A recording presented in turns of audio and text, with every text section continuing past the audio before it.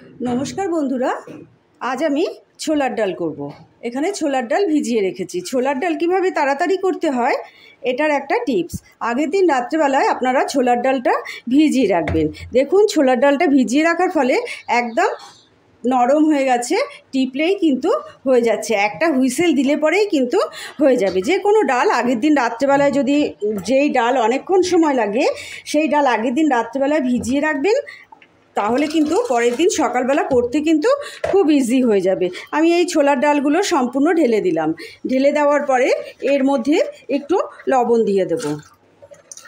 আর যদি আপনাদের pressure cooker থেকে জল বেরিয়ে আসে, তার জন্য এখানে অল্প একটু সর্ষের তেল দিয়ে দেবো। এটা আমি অনেকবারই বলেছি, আবারও আজকে বললাম। দুটো হুইসেল দিলে পরেই কিন্তু আমার এই ছোলার ডালটা হয়ে যাবে। আমি এখানে একটু লবণ ব্যবহার করলাম। এখন অল্প লবণ ব্যবহার করলাম, পরে আবার লবণ দেব। তবে আমি ছোলার ডালটা গ্যাসের মধ্যে বসিয়ে দিচ্ছি। বসিয়ে দিয়ে আমি লো টু মিডিয়াম আঁচে আমি গ্যাসটাকে করে দিলাম। এবার একটা থেকে দুটো হুইসেল আনবো, আমার কিন্তু ছোলার ডাল হয়ে যাবে।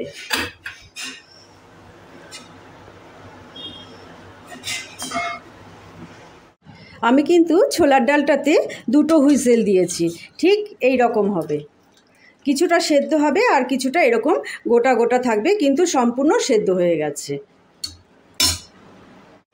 আমি কড়াইতে তেল দিয়ে দিয়েছি 1 চামচের মতন। এদিকে একটু কাজু আর কিশমিশ নিয়েছি, এটাকে একটুখানি ভেজে নেব। এটা আমার সর্ষের তেলই, কিন্তু একটুখানি জাস্ট একটু ভেজে নেব। আমাদের ভেজে নেওয়া হয়ে গেছে, এই যে তুলে রেখে দিয়েছি। এইবার আমি ফোড়ন দেব। একটা শুকনো লঙ্কা, তেজপাতা, এদিকে সাদা জিরা, লবঙ্গ, এলাচ আর দারচিনি।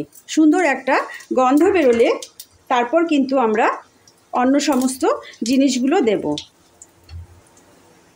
এর মধ্যে থেকে খুব সুন্দর একটা গন্ধ বেরিয়ে এসছে। এইবার আমরা একটা ছোট টমেটো দিয়ে দিলাম, আর সঙ্গে 1 চামচ আদা বাটা দিয়ে দিলাম। এটা সুন্দর করে ভাজা ভাজা হয়ে গেলে পরে, এর কাঁচা গন্ধটা চলে গেলে তারপর অন্য সমস্ত মশলা দেব।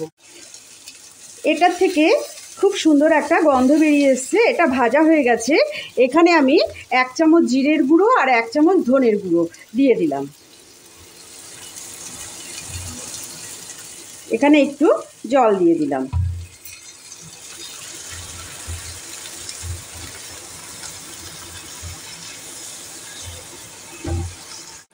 এর মধ্যে কাশ্মীরি লঙ্কার গুঁড়ো আছে, ঝাল লঙ্কার গুঁড়ো আছে, হলুদ আছে, আর একটু ভাজা মশলা আছে। এগুলো আমি সমস্ত দিয়ে দিলাম। দিয়ে এটাকে একটু ঢাকনা চাপা দিয়ে সুন্দর করে ভাজা ভাজা হতে দেব।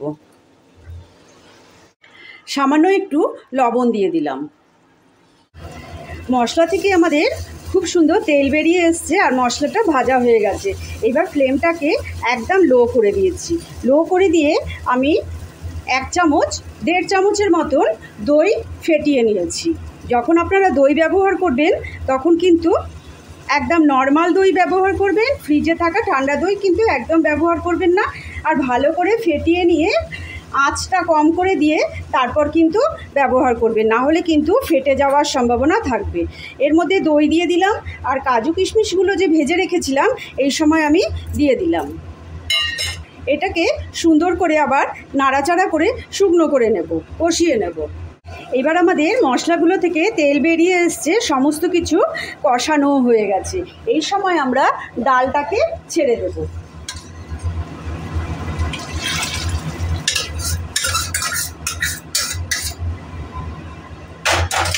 ডালটাকে ছেড়ে এবার ফ্লেমটাকে হাই করে দেব। আর এরপর ডালের লবণটা আমি দেখে নেব।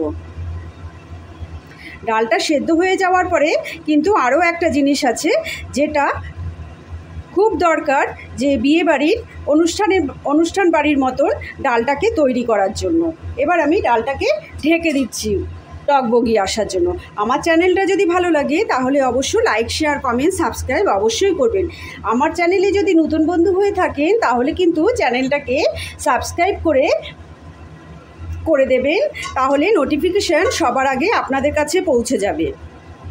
দুটো কাঁচা লঙ্কা চেরা আমি এর মধ্যে দিয়ে দিলাম। আমার খুব ছোট্ট পরিবার, ছোট্ট পরিবারের মধ্যে আপনারা যে কমেন্ট করেন আমার কিন্তু খুব আনন্দ হয়। আমার আরও ইচ্ছে করে যে আপনাদের আরও নতুন নতুন ধরনের রান্না করে দেখাই। ডালে আমার অল্প লবণ কম হয়েছিল, তাই আমি একটু লবণ ব্যবহার করলাম। এই সময় আমি গুঁড়ো গরম মশলা ব্যবহার করলাম, অল্প সামান্য একটু গরম মশলা দিলাম, আর দিলাম 1 চামচের মতন ঘি।